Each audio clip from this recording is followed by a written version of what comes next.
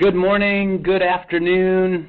Thank you guys for attending yet another webinar from the Restaurant Technology Guys. This is Gary Stotko. Thanks for joining us. We are talking today about protecting your customers' data. 5 steps you can take today. We've got Jeremy Julian. Jeremy? Good morning, Gary. We got Ryan Williams. Hi, Ryan. Good morning, everyone. And our very special guest today, Mr. Patrick Purcell. He's the Director of Business Development from Tekmark Global Solutions. Hi, Patrick. Good morning. Thank you. Today's agenda. What happened at PF Chang's? What does that mean for the restaurant industry? And most importantly, how do I keep it from happening to me? Boy, oh boy, we want to stay out of the news as best as possible. So, Patrick, let's go into what happened at PF Chang's. I understand Jeremy, I understand that it was an email that was opened on the back office computer that was on the same network as their point of sale. Yeah, no, and I don't have any direct connection with the people at PF Chang's, but talking with others in the industry that are using their same point of sale solution and have some of their same network topology, they've shared with me that it was something related to malware that got onto their point of sale network environment, and it caused data to be able to get pushed outside of their network environment. And again, we'll talk a little bit later, but it definitely was a piece of software similar to some of the other brand breaches that happen around the holidays that you guys are all aware of and we talked about in previous webinars. But it was a piece of software that got on there and started sending data out of the environment that shouldn't have been sent out. So what else did you hear, Patrick, both from your constituents and just kind of around the industry? So a lot of the same things, Jeremy, that you spoke of from what we can gather. A piece of malware that was injected into their network. You know, the problem, the underlying problem that allows these sort of breaches to become large breaches and big problems for the merchants, as we saw with PF Chang's, as we saw with Target, is, there's simple solutions that aren't taken that allow these breaches to grow into much larger problems. Concepts as simple as not opening email on POS servers.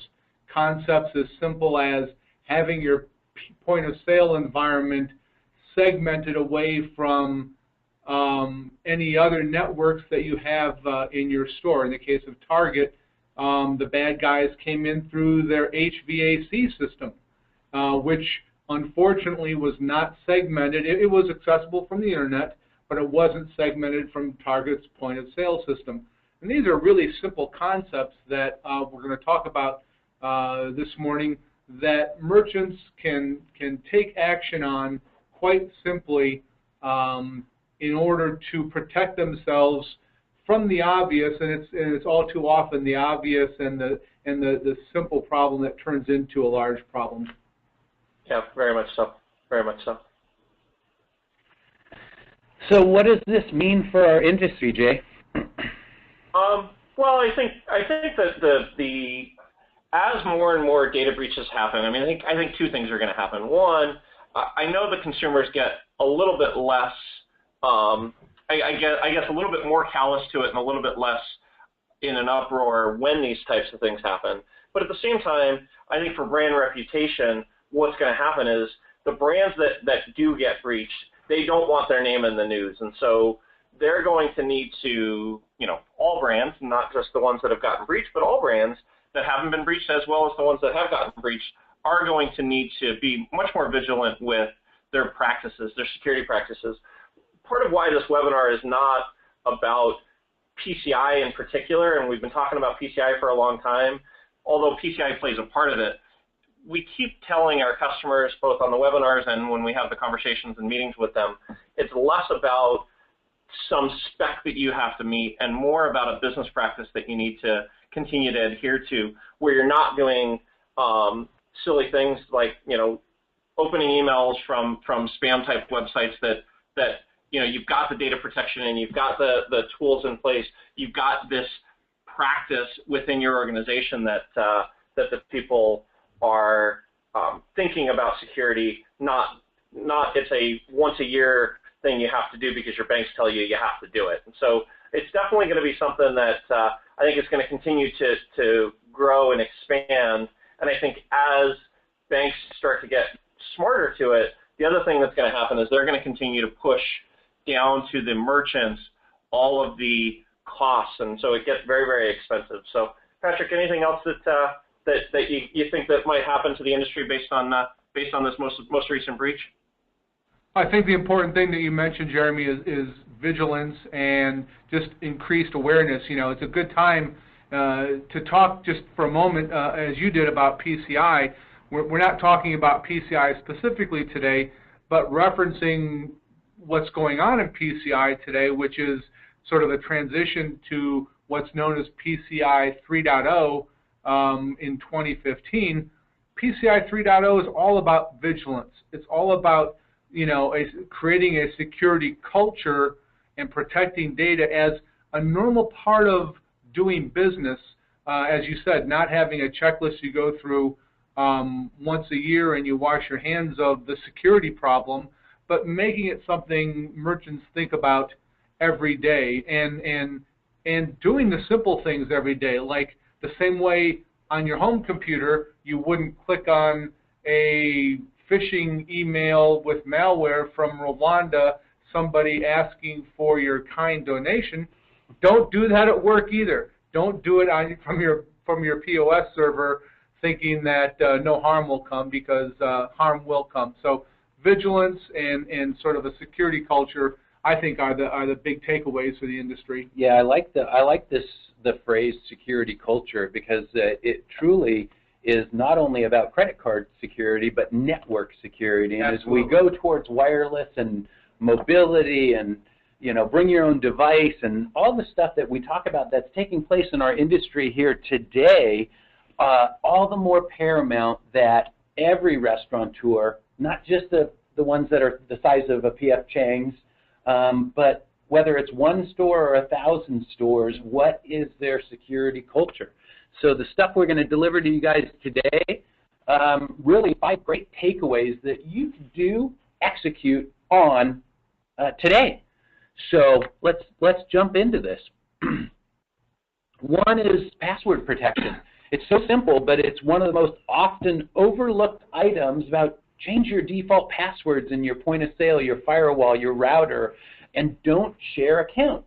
Don't let Gary's network password be Jeremy's and Patrick's. Everybody has to be individualized, not to pick on everybody, but everyone having their own account and their own credentials allows you, if there was a breach, to track down where the weakness was, the weak link.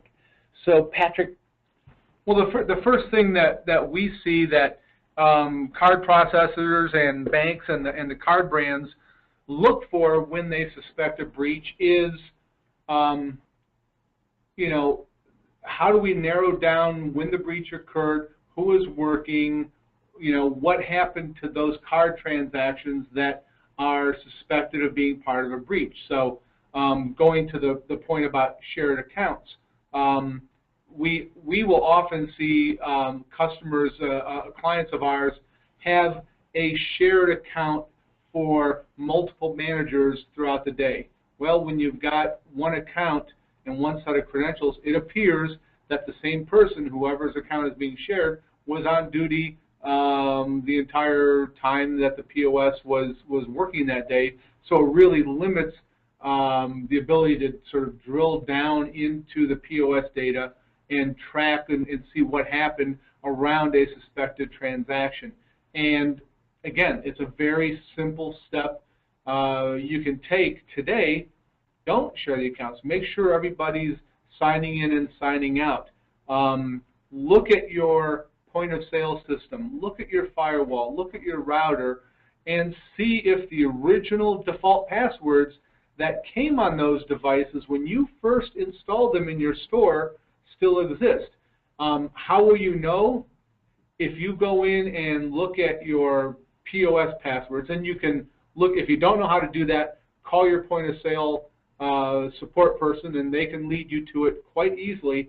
And if you see that the password is, for instance, the word password, you can be pretty sure the default password is still in place.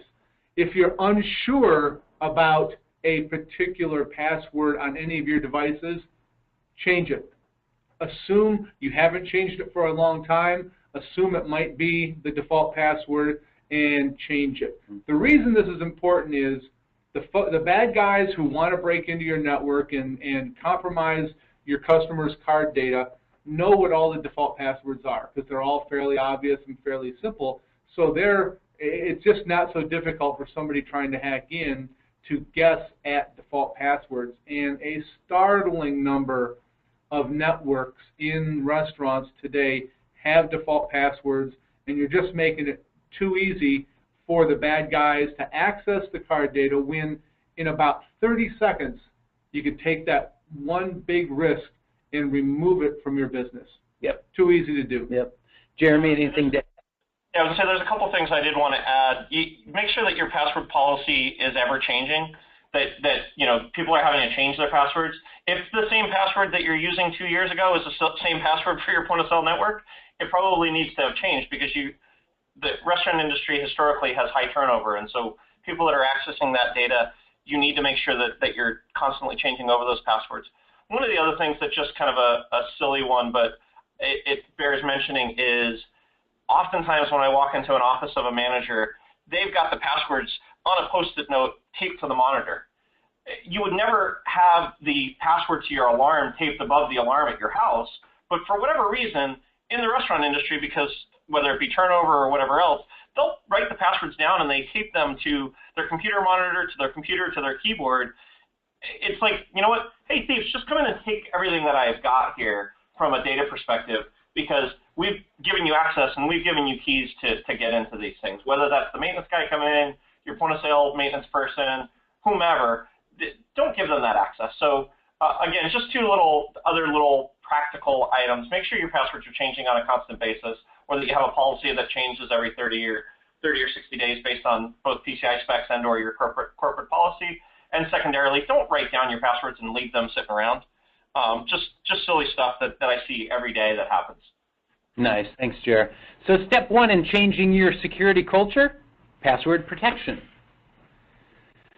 Step two, network segmentation. Guys, separate credit card network from all of the other networks. No video, no internet browsing, on and on and on. We find, and this is an opportunity where people oftentimes become lax, is we get so comfortable in our office or an environment that we work in on a day-to-day basis that our security culture is reduced when we don't separate items in our network.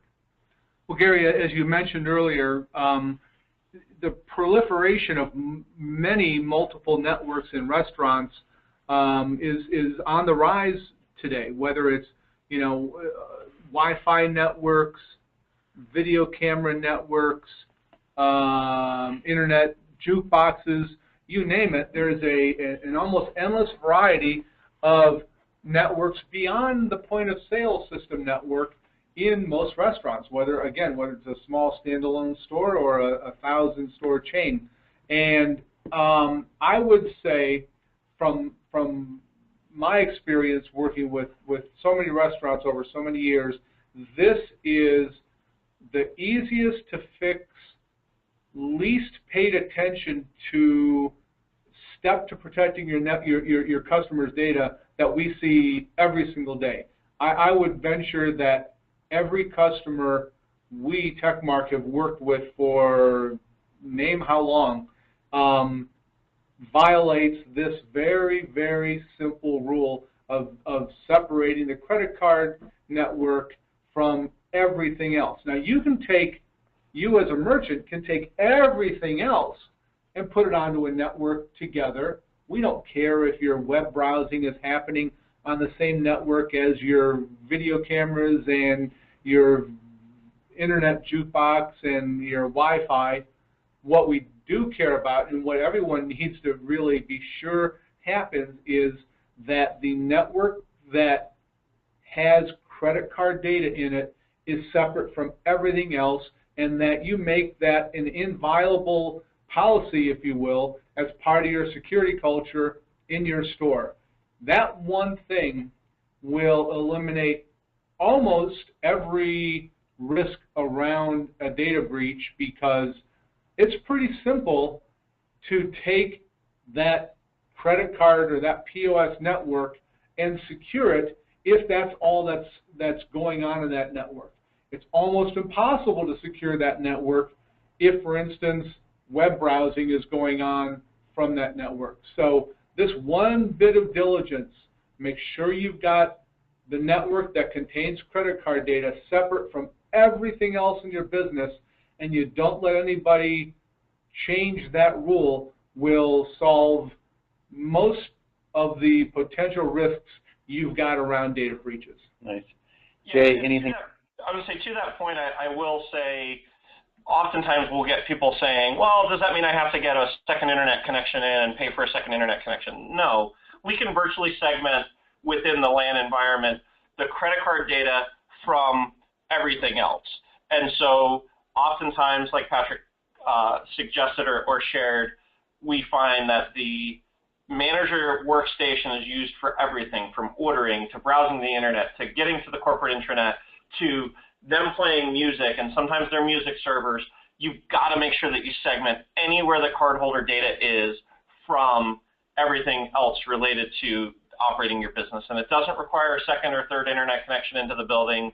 You just need to be smart about how to do that. And it would have prevented some of the breaches that our customers have had, as well as that didn't heed our advice, as well as some of the other larger breaches that we talked about earlier. So doing just this simple step is probably the most overlooked and one of the simplest things to do by just segmenting those different pieces. Nice. So step 2 in changing your security culture, network segmentation. Number 3, disable internet from POS environment.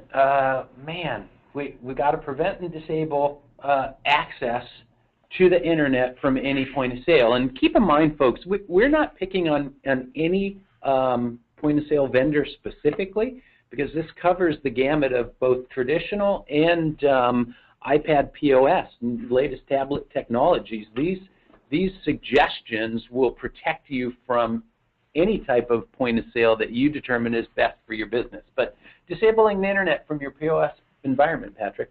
Well, this goes back to our previous step of network segmentation.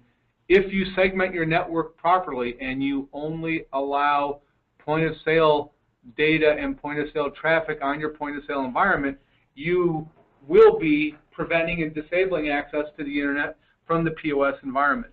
And again, I just want to point out that this is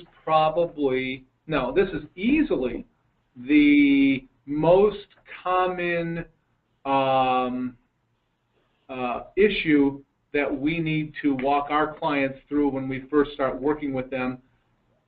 Almost every merchant that we help with PCI is violating network segmentation and is trying to do internet access from their point of sale environment. And it's just an ironclad rule that needs to be followed.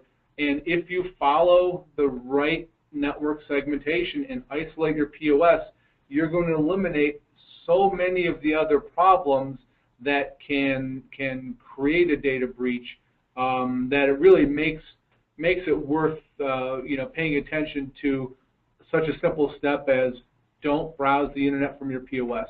Sounds simple, but significant positive results for securing the rest of your network. Nice. Jer, anything to add to that?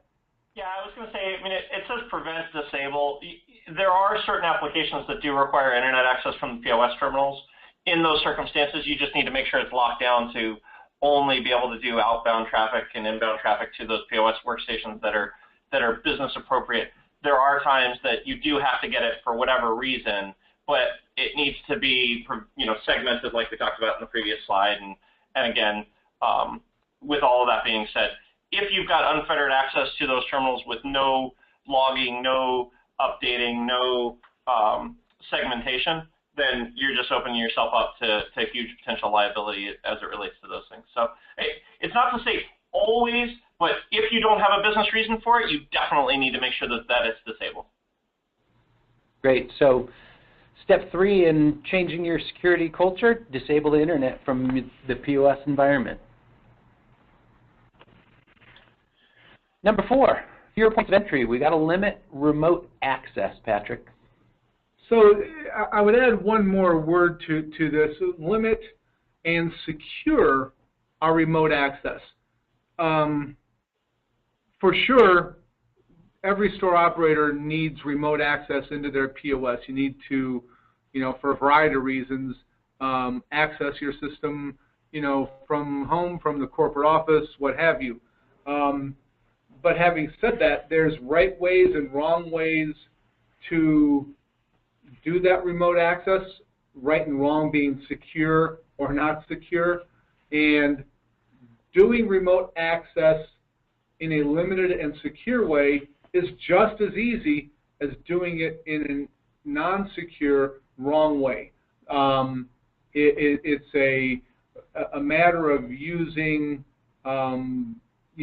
credible remote access methods to create virtual private networks into your POS system to do your remote access, and limiting who you give credentials to do the remote access will just create that many fewer opportunities for somebody to misuse that remote access.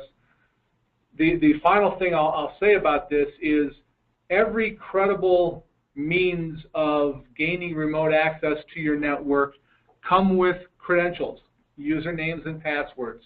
So going back to our first easy step to protecting your data about changing passwords and as Jeremy pointed out, having an ongoing password policy that says every 60, 90 days you're changing passwords, you're not going with default passwords, will ensure that as you inevitably go through turnover in managers who will have had remote access,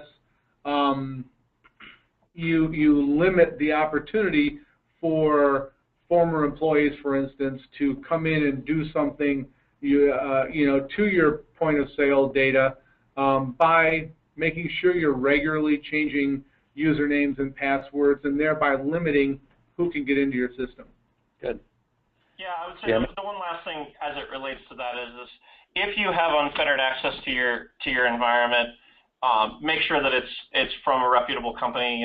If you've got your point of sale company has access to your system, confirm with them that they're logging who's accessing the network and who's in there. If you don't have unfettered access and you're using two-factor authentication that's real time, make sure that you check the website, that it's a reputable website. We actually, ironically, had somebody that tried to spoof us the other day, and it was a hacking company that was calling into our customers. They had replicated our website and were calling customers and telling them that they were calling from our organization. And fortunately, the customer stopped and said, "This doesn't look right. This doesn't look the same way I did before." Typically, and we talked about this in a previous webinar, if a manufacturer or your support organization is changing their method of remote access, they'll inform you well ahead of time, and they'll let you know, hey, we're using a different factor or a different method to authenticate into your systems. They'll let you know those things. So make sure that you're cautious about just clicking on any link because somebody calls you on the phone and says, let me access your system, because we've had it both remotely as well as in person where people will pose as support technicians, pose as HVAC technicians. If it's not somebody that you're familiar with, not somebody you're used to, say, hang on just a second, let me call our corporate office, or let me verify that you are who you say you are, because and even in the point of sale environment, hey, you know what, I can't do that right now. Is there any way I could call you back? And if you call back and it's not the same number that you're used to calling, you should probably be cautious that they're trying to spoof you and trying to get into your network unsolicited. So just a couple little things that I would say related to remote access that you need to be careful about. No, that brings up a good point, Jeremy. One of the other things that you could do when you get a call like that is reference back to one of the executives that you work with at the company that is your provider. Quite frankly, the individual who's calling behaving as if they're part of the organization would be flustered at that point and could buy you the time to prevent them access. So step 4 in changing your security culture is limit and secure remote access. Before we go into step 5, we are going to get to the Q&A session. So down in the bottom right-hand corner of your GoToMeeting, there's a section that you can punch in your questions and shoot them on into us, and we'll do our best to answer your questions. So Patrick, as I go to step number 5, don't hit the easy button. Wasting money on PCI offers that seem too good to be true. So there are a lot of offers made to merchants ostensibly to secure their networks and do a lot of the things we've been speaking of this morning that seem too good to be true because they're unbelievably low cost and purport to offer a one-stop, low-cost way to achieve PCI compliance. I'm not wanting to suggest that you make more out of PCI compliance than it needs to be or view it as something that needs to cost a fortune, but if it seems too good to be true, it probably is. I'm guessing everybody on today's session has seen, low-cost, $20 a month, $79 a year offer, perhaps from their processors.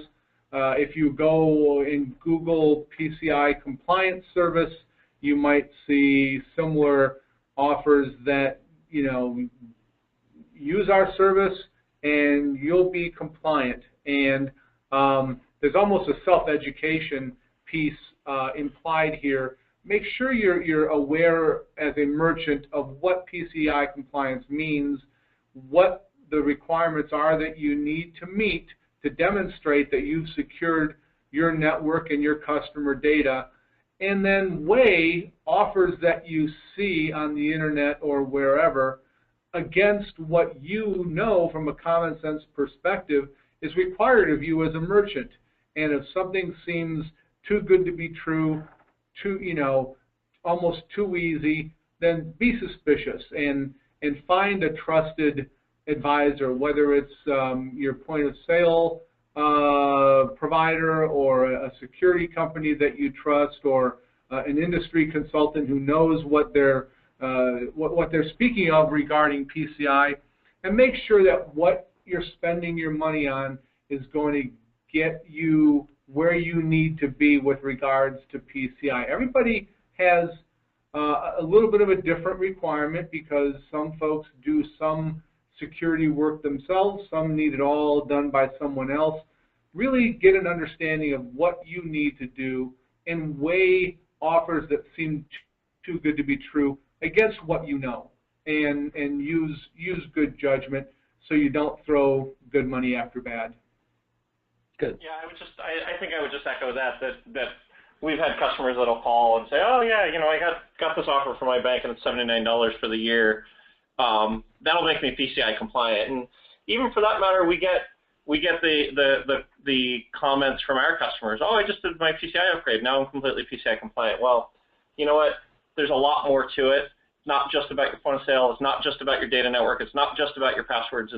It's the security culture that you have to breed into your restaurant organization that you have to make sure that you're thinking about. And so there's no easy button for PCI compliance or security in general. I say it all the time. There's an inverse relationship between ease of use and security. And so with that, you've got to make sure that, one, you can allow your restaurants to operate, but at the same time that you're protecting your customers' data, because nobody wants the hundreds of thousands of dollars worth of fines if you do get a data breach, for credit card data or whatever other pieces of customer data that are in your environment. It also reminds me of the old saying, buy cheap, buy twice. Yep. So Yeah. step 5 in changing your security culture, don't hit the easy button. And by no means are we proclaiming that it needs to be expensive. Jeremy, we just ran through 5 steps: password protection, network segmentation, disabling internet from the POS environment, creating and limiting and securing fewer points of entry. I don't think that would take the better part of a day to complete those tasks. Yeah, no, not at all, not at all. And again, even if it took a little bit longer, I can promise you any kind of breach is going to take you significantly more time. Even if it's a small breach of just a few cards, is going to take you significantly more time than it would to just make sure that you're securing your networks, make sure that you're changing your passwords, all of those kind of things that we talked about. And so again, our goal was to give you guys a pragmatic list of, hey, here's 5 steps that if you're not doing them today, that you need to make sure that you are thinking about doing. So obviously, the more units that you manage, the longer it is going to take you. Having said that, the most important item of this entire list is don't procrastinate. We've got, Patrick, we've got PCI 3.0 coming around the corner here. So we've known about the PCI 3.0 requirement for a year now. 2014 has been a year of transition. Merchants can choose this year to either abide by the previous PCI 2.0 requirements, or they can deploy 3.0 and meet the 3.0 requirements in 2014. January 2015, that choice goes away. PCI 3.0 becomes mandatory. It's not a significant sea change of requirements from 2.0 to 3.0, so it's not like this enormous hurdle merchants have to get over to remain PCI compliant, but there are differences. PCI 3.0 speaks to much of what we're speaking to today: security culture, being diligent, sort of making security a part of a merchant's life rather than a once-a-year checklist activity. But there is a changing requirement that each merchant ought to understand, educate themselves on, and be aware of. And going through that process on December 20th of 2014 is going to be a little difficult on some folks. So we're just encouraging everyone to read the requirement, speak to your trusted advisors, understand what it's going to mean to your business, and start baking it into what you do today rather than waiting until January and having a little bit of a fire drill. Now, let me turn it over to Ryan, and let's see what questions we have that we can answer for the folks today. I had a couple of questions come in this morning, but I'd also like to reiterate, if you have any additional questions, just put them there in the question box. We'll try to do our best to answer them. Or you can reach out to us after the webinar is over, and we'll be sure to kind of go a little bit more in-depth one-on-one if you have any additional questions. One question that came through, what kind of financial costs are associated with the data breaches on the restaurant level? I'm happy to take. So you want to take that, Patrick, just because I know you've had to deal with a few breaches from our customers and others. Yeah, happy to. And it's always unfortunate when we first engage with a client after they've had a breach, because it's certainly more cost-effective and easier on everyone if a merchant prevents a breach rather than suffer through it.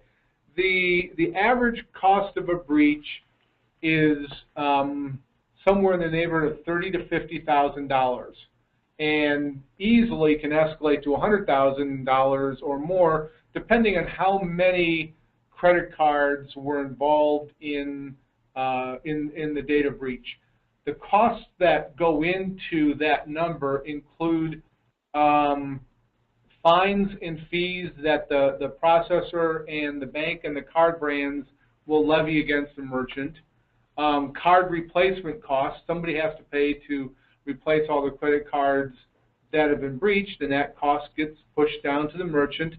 There will almost always be a forensic audit required against the network that was breached and compromised, and the forensic audit alone is going to be $20,000 to $30,000 from a qualified security assessor who's credentialed by the PCI Security Council to do those sort of audits. And it's not only a costly process, it's an extremely painful process to go through. It takes months.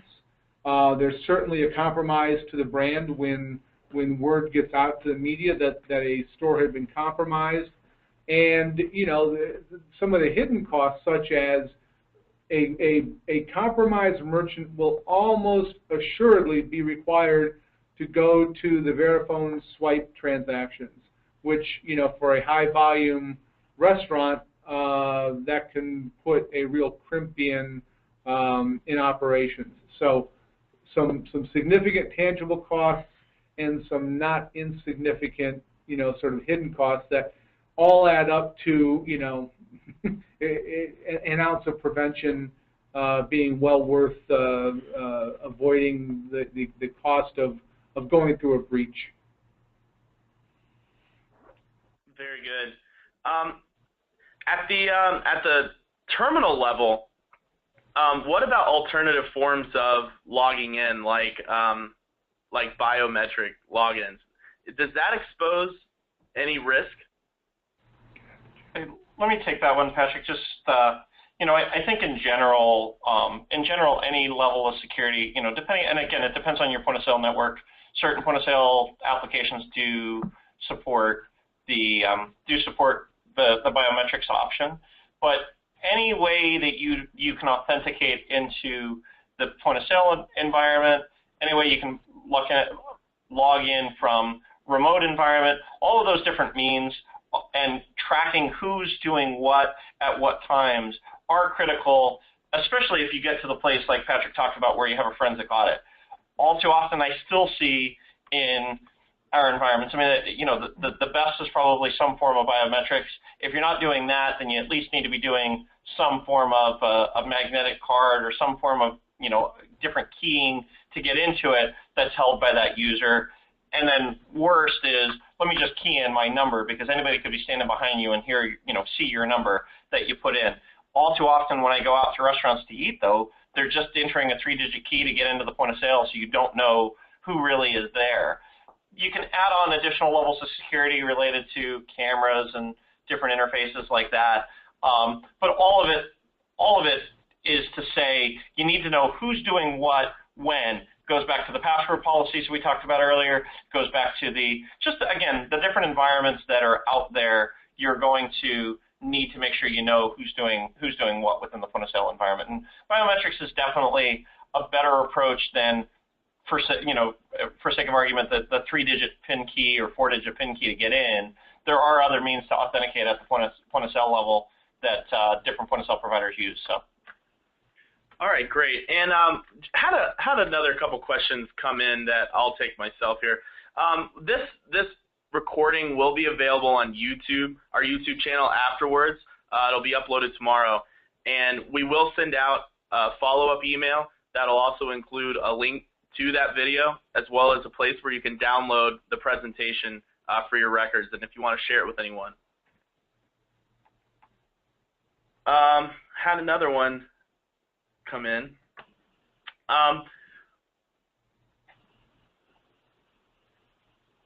Sorry, just reviewing the question here.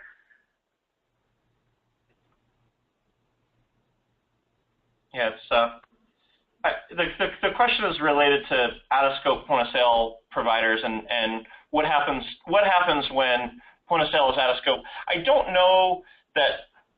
I know that certain pieces of technology might be out of scope, and so with that, you need to consider if a technology is out of scope. But if you are accepting credit cards, there is some level of compliance that you're going to need to meet.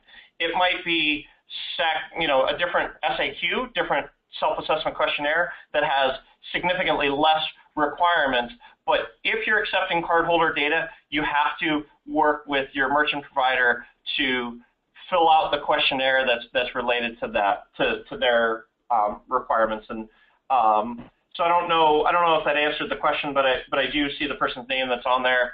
And if not, then we can talk offline and make sure that I don't necessarily need to have a dialogue on the webinar. But I think I get where your question was coming from. There is always some level of compliance that you're going to have to meet, even if the point of sale environment's out of scope. But if you're accepting cardholder data in other areas, whether it be for catering and phone orders and things like that, you're just going to need to consider some of those different options that are out there. You also should always still, best practices is to have a password policy that's changing. Best practices is to have, have your point of sale network segmented from your camera system and all of these different things, because security is security, and it's just best practices to do those things, and it doesn't cost you any extra to get into those areas. Yeah, so, Jeremy, all right, if there are no further questions, I'll shoot it back over to Patrick. Do you have anything to add? Yeah, Patrick was just going to add something real quick there. Yeah, just reiterating, this last question I think is a very important one, because there are lots of different situations with out-of-scope POS or hardware, what have you. The opening words of the PCI data security standard are these: any merchant that processes, stores, or transmits credit card data must meet PCI compliance requirements. So while there are varying types of compliance, to Jeremy's point, there's still a PCI compliance exercise to go through, and it's sometimes not so obvious so as to what you as a merchant need to do in all instances. So again, I'd urge you to talk to us, talk to your advisors, talk to your POS vendor, but just because you're using a handheld terminal or something that perhaps is out of scope does not relieve you of meeting compliance requirements. You can still have other things going on in your network that could allow a breach to happen in spite of out-of-scope hardware or POS or what have you. So be careful of the out-of-scope concept. Absolutely. Well said, Patrick, because now we're talking about network security also. And so the point of sale may have a transaction that takes you out of scope, but does not relinquish you the responsibility of overall network security. Yep. So, any more questions on that side there, Ryan? That's all we've got. Like I said, if you have any additional questions, don't hesitate to reach out. Awesome. Thank you, guys. I sure appreciate it, and I appreciate your patience. We've got Patrick and I are here in Dallas, Texas, and Ryan and Jeremy are in Irvine, California, so that's why you hear some of these questions go back and forth, is because we're not all sitting together in one room. If you guys need to reach out to us individually, feel free. I've got our phone numbers and our email addresses for myself, Jeremy, and Patrick. And thank you to my participants. Thanks, Jeremy. Thanks, Ryan. Thank you. Thanks, Gary. And thank you to Patrick Purcell, our very special guest. You guys will be having another webinar at the end of the month, July 29th, Restaurant Technology Guys live with North Star Order Entry. So in the meantime, visit our blog at restauranttechnologyguys.com, connect with us on Twitter at RestTechGuys, and visit us on Facebook. Have a great day. Thanks for attending.